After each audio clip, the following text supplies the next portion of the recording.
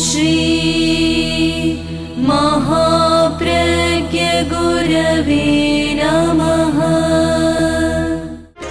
जिसके सांसों में रहता है शाश्वत शांति का स्पंदन, उस महाप्रज्ञ को वंदन, उस महाप्रज्ञ को वंदन। सत्य अहिंसा अनेकांत को अर्पित जिसका तन मन, उस महाप्रज्ञ को वंदन, उस महाप्रज्ञ को वंदन। जिसके सांसों में रहता है शाश्वत शांति का स्पंदन, उस महाप्रज्ञ को वंदन, उस महाप्रज्ञ को वंदन।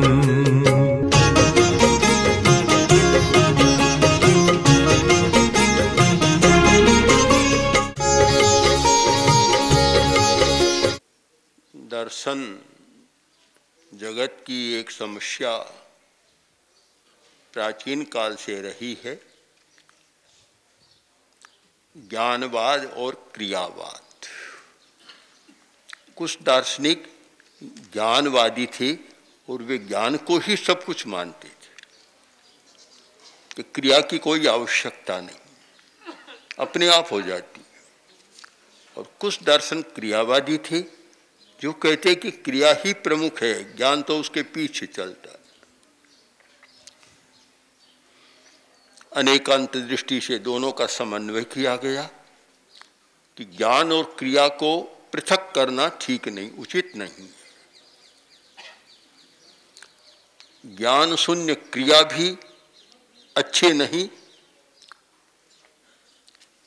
आंख बिना की गति में खतरा रहता है, आंख नहीं है तो गड़ा आता, आदमी गिर जाता है। और क्रिया शून्य ज्ञान भी काम का नहीं होता। अगर गति नहीं है तो फिर क्या होगा? ज्ञान नहीं है तो भी क्या होगा? दोनों की समग्रता होती है, दोनों मिलते हैं तब परिपूर्ण बात बनती है। जानता है पर चलता नहीं तो कुछ भी नहीं होता। जानना और क्रिया करना दोनों जरूरी है।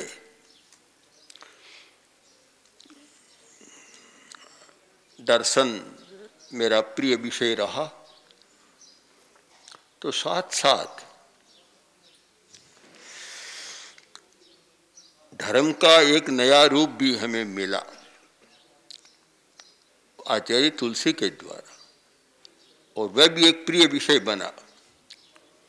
जब आचार्य तुलसी ने जब इस बात पर बल दिया कि धर्म जीवन व्यवहार में आना चाहिए, केवल ग्रंथों में नहीं।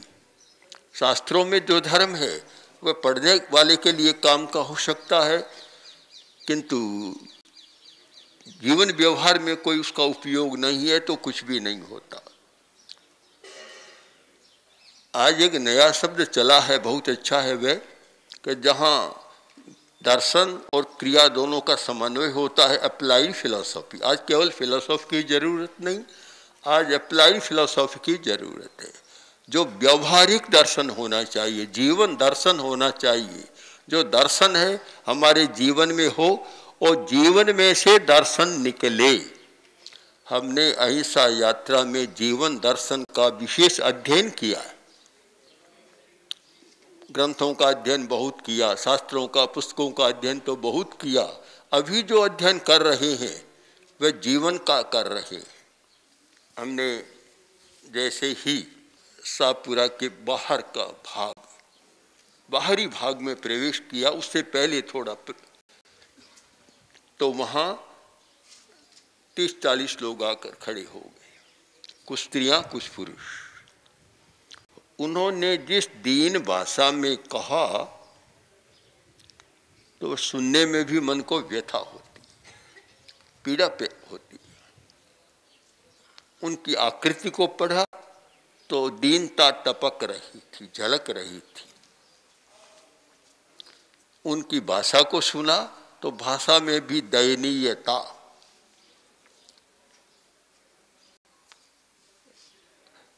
अगर कोई अच्छा काव्य बनाना हो, कविता लिखनी हो या कोई उपन्यास कथा वस्तु लिखनी हो तो अच्छा प्लॉट मिल सकता है उसको। तो उन्होंने कहा कि हमारी दशा क्या है, खाने को रोटी नहीं मिल रही है। और काफ़ी लोग थे, स्त्रियां थी, पुरुष थे, बच्चे भी थे। खाने को रोटी नहीं मिल रही, हमारी कोई व्यवस्था करे, कैसे करे।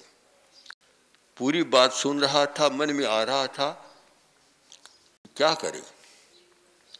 व्यवस्था करने वाली है सरकार, जिसके हाथ में सत्ता है, वह व्यवस्था करने वाली है। हमारे हाथ में तो कोई सत्ता नहीं है कि हम व्यवस्था कर सके, और पता नहीं सत्ता होती तो हम भी नहीं कर पाते। और दृष्टिकोण ही, नजरिया ही दूसरा हो जाता है। थोड़ी देर बाद भंवरलाल कोठारी जो गौ सेवा आयोग के अध्यक्ष आए रास्ते में। 2 मिनट के अंतराल ही मैंने कहा टू लेट तो नहीं कहूँगा, पर थोड़ी देरी जरूर कर दी। थोड़ी देरी कर दी। 2 मिनट पहले आते तो देखते कि सचिवालयों में बैठे लोग, कार्यालयों में, ऑफिस में बैठे लोगों का जो एक मानना होता है वह अलग होता है, और ये प्रत्यक्ष अलग होता है कि दशा क्या है, समाज की दशा क्या है, राज्य की दशा क्या है, विश्व की दशा भी हो सकती है। कि दशा यह है कि जिस समाज में इतने पीड़ित लोग होते हैं कि जिनको खाने को रोटी भी नहीं मिलती, उस समाज को अच्छा तो माना ही नहीं जा सकता, न उस समाज की व्यवस्था को अच्छा माना जा सकता।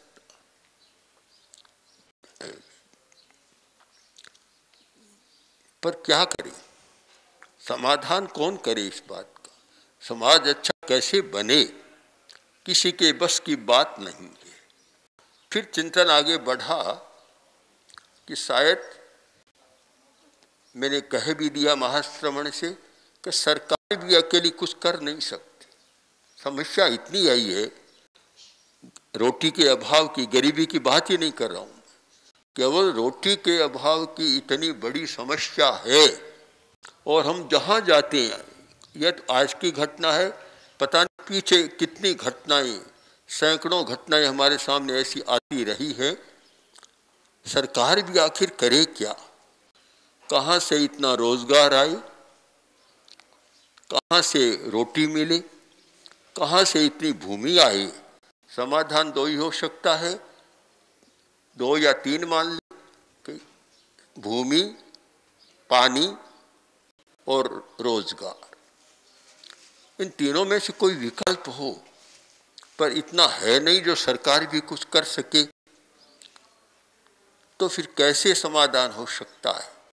समस्या तो काफी गहरी है, और इस समस्या को हम केवल सामाजिक दृष्टि से नहीं देखते, इस दृष्टि से देख रही हैं कि यह समस्या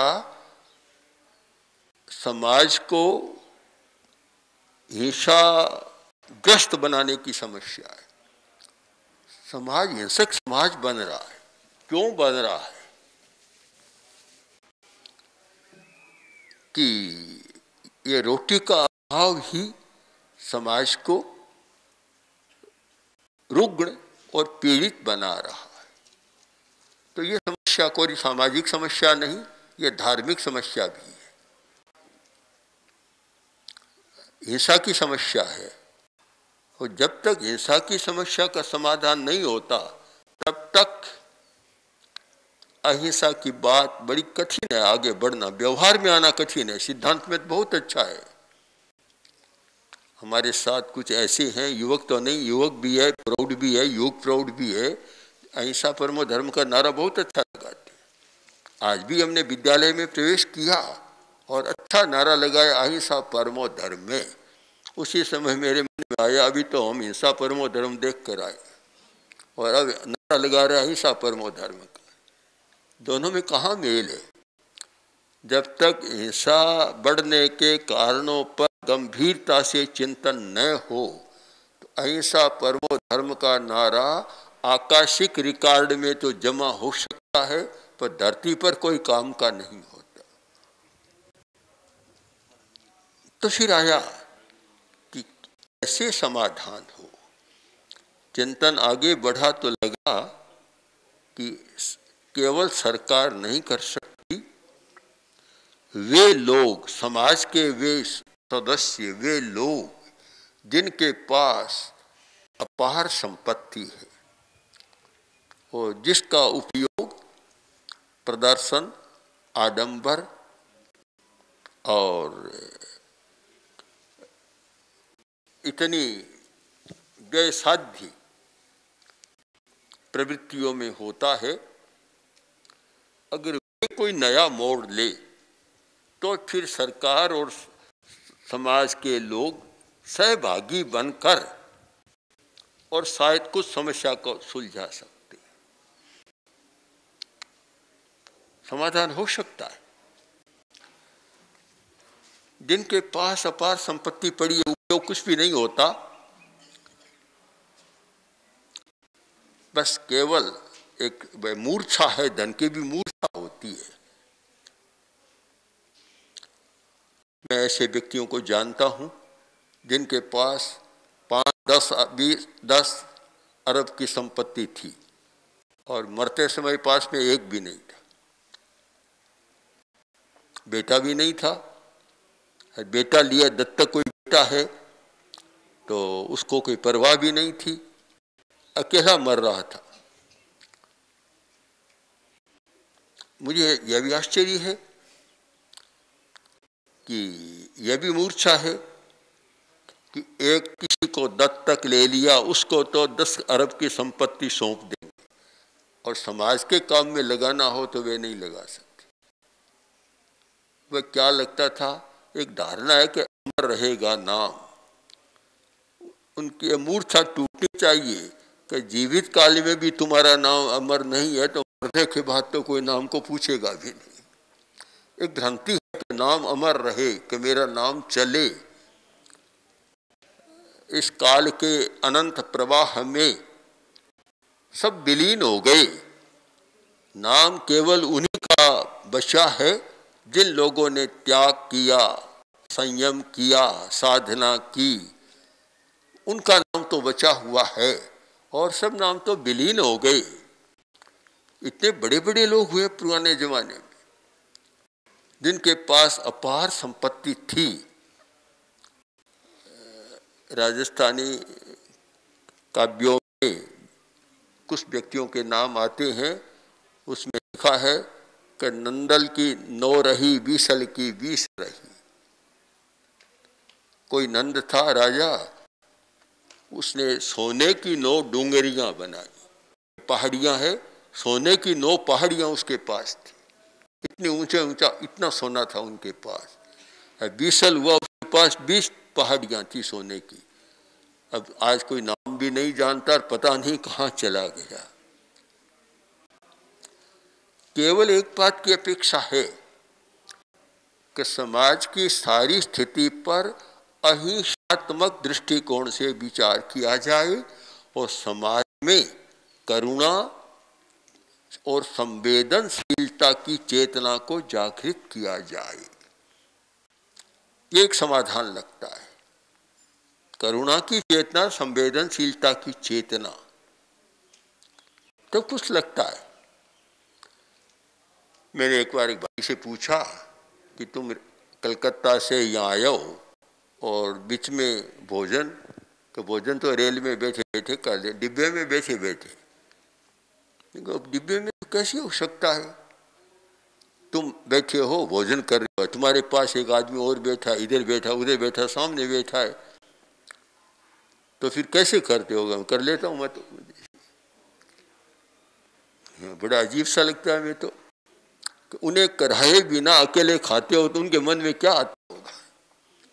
तुम धनी आदमी हो, बढ़िया टिप्पण है, बढ़िया चीज है तुम्हारे पास, अकेले खाते हो और सामने में टुगर टुगर देखते रहते हैं, तो क्या मन में बीतता होगा? क्या सब ऐसा ही चलता है? रेल में तो सारा चलता है। चलता है, इसका अर्थ यही है कि सामुदायिक चेतना का जितना विकास होना चाहिए उतना नहीं। हमारी चेतना के दो विभाग हो जाती, एक वैयक्तिक चेतना और एक सामुदायिक चेतना। वैयक्तिक चेतना कुछ तो व्यक्ति की विशेषताएं होती है, उनको नकारा नहीं जा सकता कि अपना ज्ञान, अपना मस्तिष्क, अपनी योग्यता, ये तो वैयक्तिकताएं होती है। किंतु धन संपत्ति ये तो वैयक्तिक नहीं, ये तो सामुदायिक होती है, सामुदायिक है सारी चीजें। तो इसमें जब सामुदायिक चेतना नहीं है, और जिसमें सामुदायिक चेतना नहीं है वह समाज में रहता हुआ भी व्यक्तिवादी जीवन जीता है। एक बार बहुत वर्ष पहले की बात, लगभग आज 50 वर्ष से अधिक समय हो गया, आचार्य तुलसी ने एक बहुत अच्छी बात कही थी कि जहां व्यक्ति को व्यक्तिवादी चेतना वाला होना चाहिए वहां तो वह सामुदायिक चेतना वाला है, जहां सामुदायिक चेतना वाला होना चाहिए वहां व्यक्तिवादी चेतना। उल्टा हो रहा है, विपर्यास हो रहा है, विपर्यास। बहुत बार उल्टी बातें हो जाती है, उल्टी बातें। दवा देनी थी किसी को और दे दी किसी को, सुई खोजनी थी झोंपड़ी में और खोज रहा है सड़क पर। उल्टी बातें होती है, विपर्यास होता है, एक भारी समस्या है। जहां सामुदायिक होना चाहिए,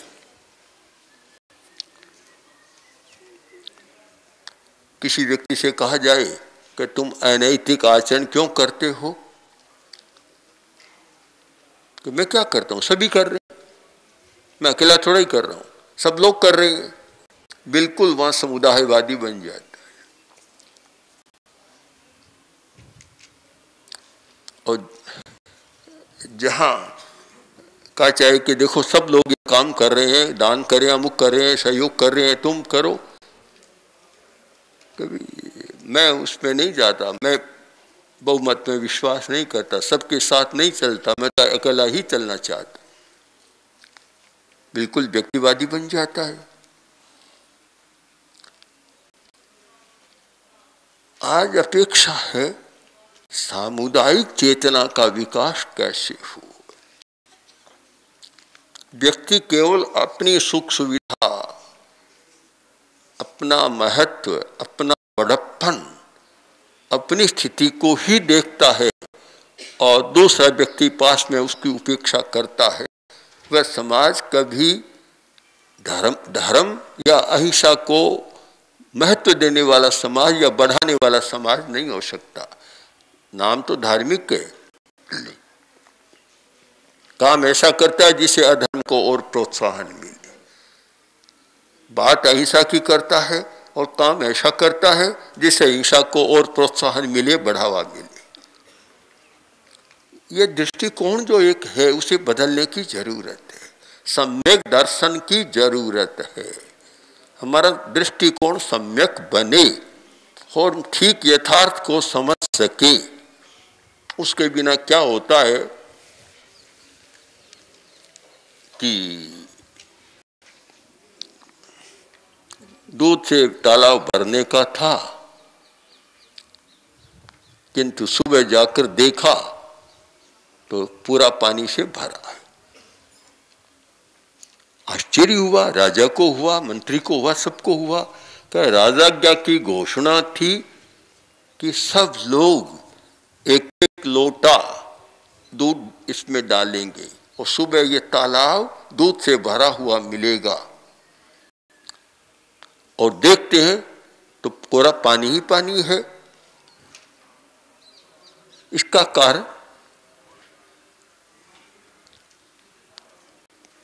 एक व्यक्ति ने सोचा कि सब लोग दूध डालेंगे और मैं अगर एक लोटा पानी डाल देता हूं तो क्या फर्क पड़ता है।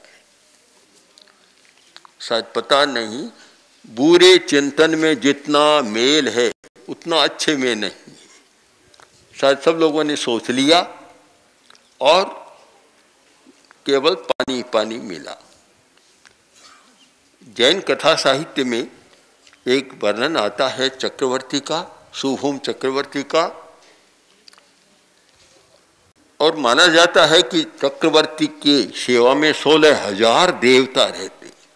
चक्रवर्ती जा रहा था, समुद्र पार कर रहा था, उसका वायुयान, अंतरिक्षयान, कुछ भी कहे, वे 16,000 देवता वहन कर रहे थे, आकाश में उड़ रहे थे, नीचे समुद्र, ऊपर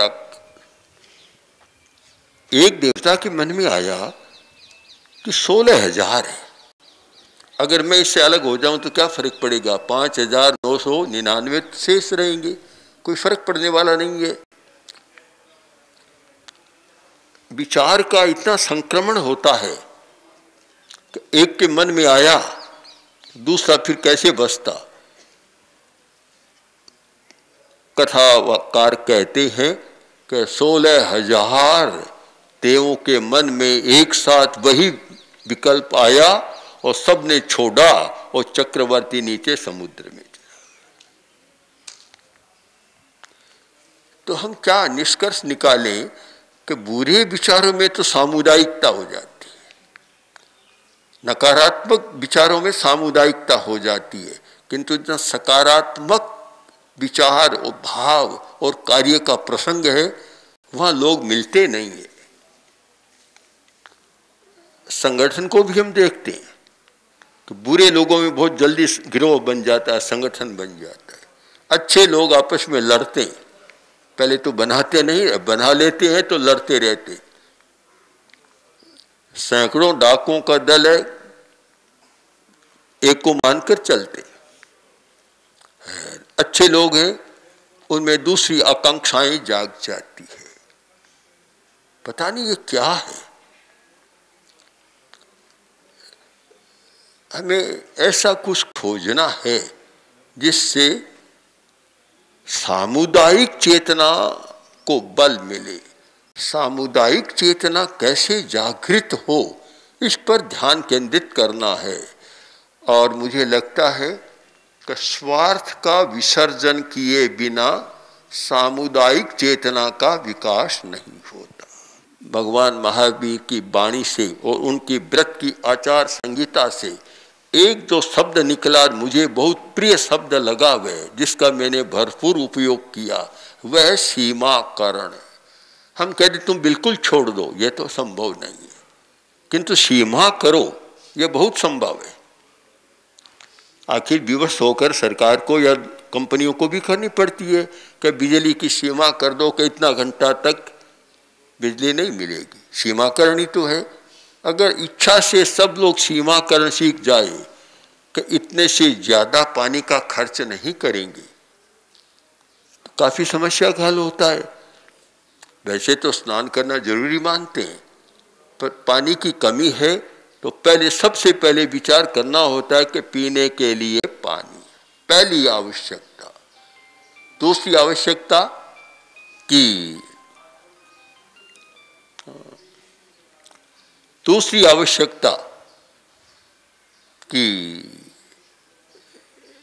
खेती के लिए पानी। ये दो आवश्यकताएं हैं, क्यों पानी बिना पिए बिना आदमी जी नहीं सकता और अनाज के बिना जी नहीं सकता। फिर बाद में आता है कि वह स्नान करे या करे, खर्च करे पानी। किंतु आजकल तो जो 2 नंबर की आवश्यकताएं उनके लिए तो हो जाता है, पहले नंबर की आवश्यकताएं ऐसी ही रह जाती है। तो जब तक ये सीमाकरण, आवश्यक अनावश्यक पर विचार नहीं होता और समाज में संवेदनशीलता नहीं जागती, तब तक दर्शन केवल आकाशी कल्पना का रहता है, जीवन व्यवहार का दर्शन नहीं बनता। इसलिए आवश्यक है कि आज धर्म के लोग, दर्शन के लोग नए सिरे से नए दर्शन का निर्माण करें, और मैं कहना पसंद करूँगा नए धर्म का निर्माण करें। वह बहुत पुराना हो चुका, उसकी अवधारणाएं बहुत पुरानी हो चुकी। काम की बात तो लें, पर नया रूप उसको नया दें। नया कपड़ा पहनाना जरूरी है, शरीर तो वह रह सकता है पर कपड़ा तो नया हो सकता है। तो उस नए की ज़रूरत है। इस ज़रूरत की पूर्ति के लिए हर विचारशील चिंतनशील व्यक्ति को आगे आना चाहिए और कुछ काम करना चाहिए, जिससे समाज स्वस्थ बने, हिंसा कम हो, अहिंसा, शांति और सुख के साथ आदमी जी सके। ओम ओम श्री महाप्रज्ञ गुरवे नमः। ओम श्री महाप्रज्ञ गुरवे नमः। ओम श्री महाप्रज्ञ गुरवे नमः। ओम श्री महाप्रज्ञ गुरवे